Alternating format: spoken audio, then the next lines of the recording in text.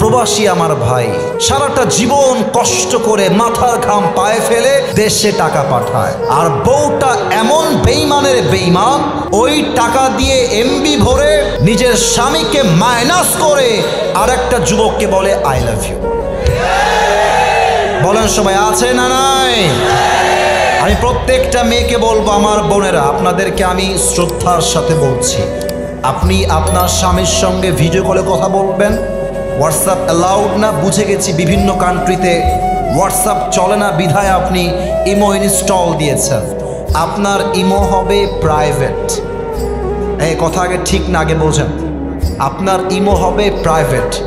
Unknown কোনো person আপনাকে call দিতে পারবে না, কোনো ইমো গ্রুপে অ্যাড দিতে পারবে না, কোনো আননোন পারসন আপনাকে চাইলে ভিডিও কলে কন্ট্যাক্ট করতে পারবে না। এমন ইমো আপনাকে প্রাইভেসি মেনটেন করতে হবে।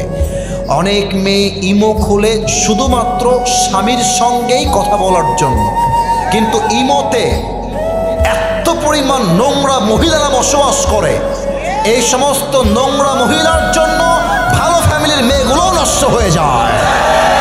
আমি মেয়েদেরকে বলবো, যাদের স্বামী আছে প্রবাসে, আপনার ইমোতে একটাই ফ্রেন্ড থাকবে, একজন অ্যাড থাকবে, and he should be your husband and nobody else। ঠিক কিনা বলে?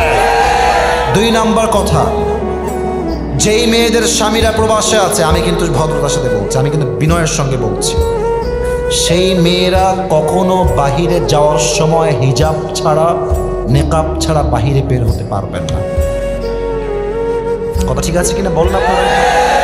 দেখবেন যে স্বামী থাকে বিদেশে, ছেলে পড়ে স্কুলে, ছেলেকে স্কুলে নিয়ে যাবে মা, সকাল 8টা থেকে মেকআপ করতে শুরু করে।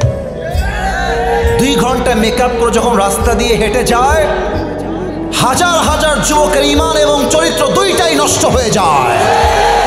আমার প্রিয় বোন, আপনি যখন আপনার মেকআপ দিয়ে স্বামীকে বাদ দিয়ে পরপুরুষকে সুখী করেন আর খুশি করেন, মনে রাখবেন এইটা স্বামীর সঙ্গে স্পষ্ট বেঈমানি আর গাদ্দারি ছাড়া কিছুই হতে পারে না। আর যারা প্রবাসে গিয়েছেন, প্রবাসে যারা আছেন স্বামীরা, আপনাদেরকে বলবো, আপনার বউ যদি বলে তুমি না আসলে আমার চরিত্র ঠিক থাকবে না, তুমি চলে আসো, আমি আপনাকে হাদিস দিয়ে বলছি, আপনি আসতে বাধ্য, আপনাকে আসতে হবে। এর কারণ কি ঠিক না, আগে বোঝেন কারণটা কি। কারণ যেই ইনকাম করতে গিয়ে আমার বউয়ের চরিত্র নষ্ট হবে, সতীত্ব নষ্ট হবে, ওই ইনকামের মাথায় আমি লাথি মারি যুবক ভাই, ঠিক কিনা বলো?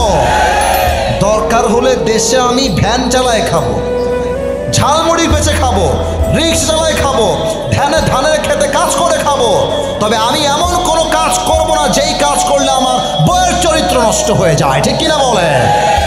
আল্লাহ প্রত্যেকটা মেয়েকে পরকাল মুখী স্ত্রী হওয়ার তৌফিক দান করুক। পড়েন সবাই আমিন।